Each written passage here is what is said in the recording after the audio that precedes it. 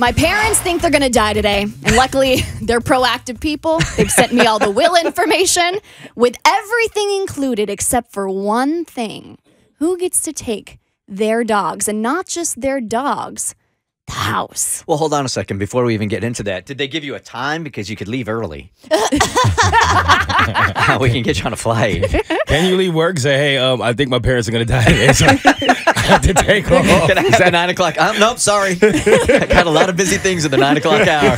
Parents are going to have to put off their death by a couple hours for us. They're in the Amsterdam airport. So they're on vacation, and they do this thing. You probably have a relative like this where they go to worst case scenario in their head. They're like, look, we're on a plane. Both of us are on it. If the plane goes down, we need to be prepared. Gee, that sounds so weird for your family, Abby. Yeah, but you know me. Our family lives in worst case scenario land. That's where I moved from. And so my parents wanted me and my brother to have a plan if the worst happened. So they always send us a text. They're on the tarmac. They're like, hey, just in case something happens to us while we're on vacation, here's where you can find all the important information. But they want me and my brother to go to bat for who gets to take the dogs. My mom feels weird about putting who gets to take their dogs in the will. She doesn't want to picture the worst case thing happening and what's going to happen to the pets. She's very weird about her dogs. So how many dogs are we talking about here? We got 2 dogs in a house because heaven forbid the dogs get downgraded to a lesser home.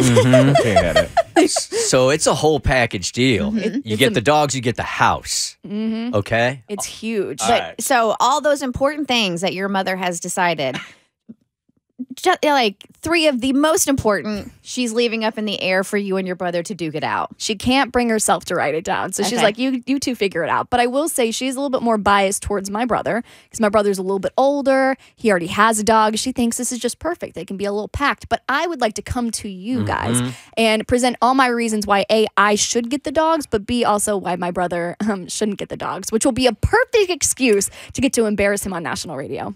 Okay. I have a very important question to ask, but I think if you answer it the wrong way, then it will solidify him as the one to get the dogs in the house, so I'm not going to ask it. Okay. Save it till the end. So we're basically judge and jury here, and you're going to present your case, and we will determine who gets the house and the dogs. Exactly. Is that Shark Tank music? Sharks. I'm asking for full custody of the dogs. That's exactly what that is. Emotional sharks. Yes. Sharks, I'm asking for 100% ownership of the dogs and my parents' home. In exchange, I'm willing to offer my brother social media clout for being related to me and a room if he ever wants to visit. We won't kick him out.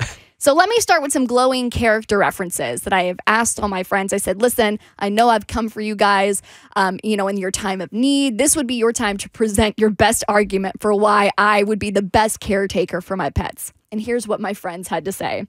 The first said, when I lived with Abby, I got home from a drunk Tinder date. I came home convinced our contraceptive had slid off and gotten stuck in my nether regions. And obviously she did what any true friend would do what I was incapable of in that moment and went full gyno on me. Wow. That happens? Yep.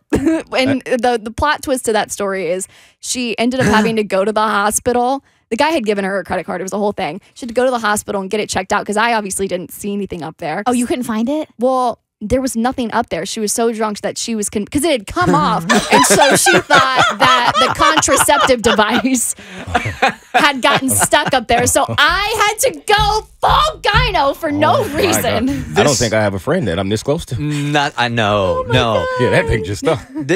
I know we're doing something different, but with a story like that, it's the only thing I'm going to be able to focus on right now. Well, that was the end of the story, and then she never went on a second date with that man. Okay, we're going to have to come back to that one later on in the show. That's amazing. Okay. You are an excellent friend. Yeah, I am, which is why that was my #1 argument. That's a great start. Exhibit A. Exhibit B. One friend said Abby once carried multiple ultra-sized tampons for me in a clear bag at a concert.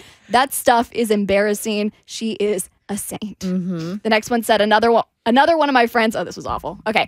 At her wedding, one of her wedding guests was in the middle of a drunk makeout, and this guest dress straps had started to slide down, revealing a good bit of her chest to the entire party. Without embarrassing her or stopping her good time, Abby did her a solid and pulled the girl's straps back up. Not only did she let her enjoy her blackout makeout, I only had to delete a few of my reception pics from my Facebook album. Well done. Now, here are my arguments against my brother. The first, my brother has quite a weak stomach. He does have trouble leaving the house sometimes, gets a little nervous. And so when we were growing up, we used to travel a lot with my family. Hence why we're even in this situation. My parents love to travel. And my brother has thrown up at just about every major historical site throughout the world. Like what? Like which ones? Some of them include the gravesite of Julius Caesar. A woman on drugs approached our family. He thought she was going to rob us, so he threw up blue Powerade everywhere. May Julius rest in peace. This is like his defense mechanism if he was out in the wild and so he was going to get attacked. Yeah. He just throws up on people. Fight, flight, fawn, and vomit.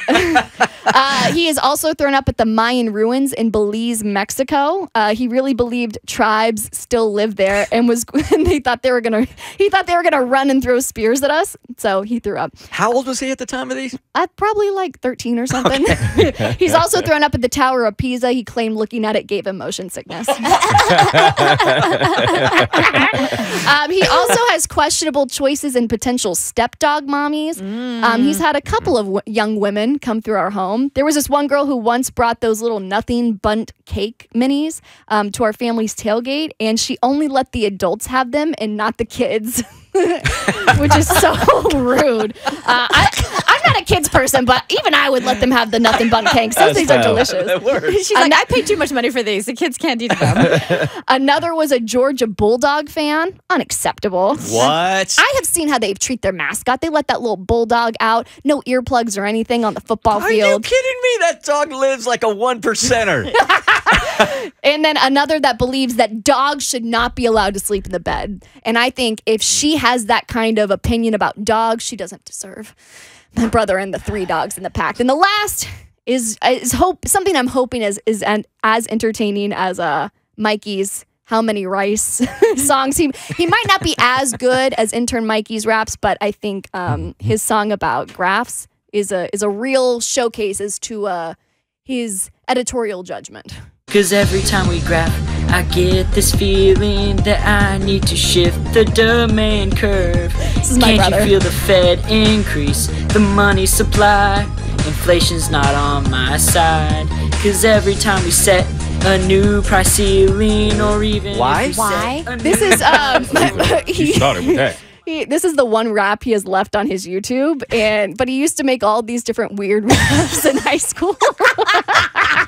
Wow. You have just outed your brother in the most epic way. But I just wanted that because I'm hoping he'll be so embarrassed that he won't be able to show his face and therefore not be able to take care of the dogs. All right, when do we get to vote on this? Right now? Right now.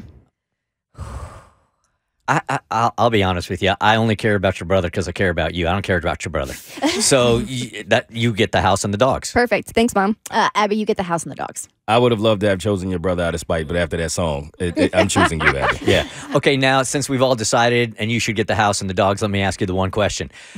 Where is the house? The house is in St. Augustine where my parents live. And where are the dogs? At my parents' house in St. Augustine where my parents live. So if you got the house and the dogs, you would have to move to St. Augustine and take care of the house and the dogs. I would sell the house and then purchase one of equal standing in Atlanta. And you would bring the dogs here. And I would bring the dogs here. And you've run that by your parents. Yes. They're okay with that. They're okay with that. Okay. They're upset, but they're okay with it. Okay.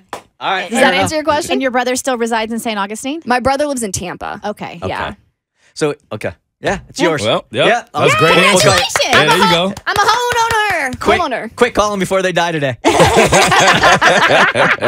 The Bert Show. Hey, did you like what you just watched? Good news, there's more of us. If you go to wherever you listen to your podcast, whether that's Apple or Google Play or Spotify, you can listen to The Bert Show wherever you are, whenever you want to.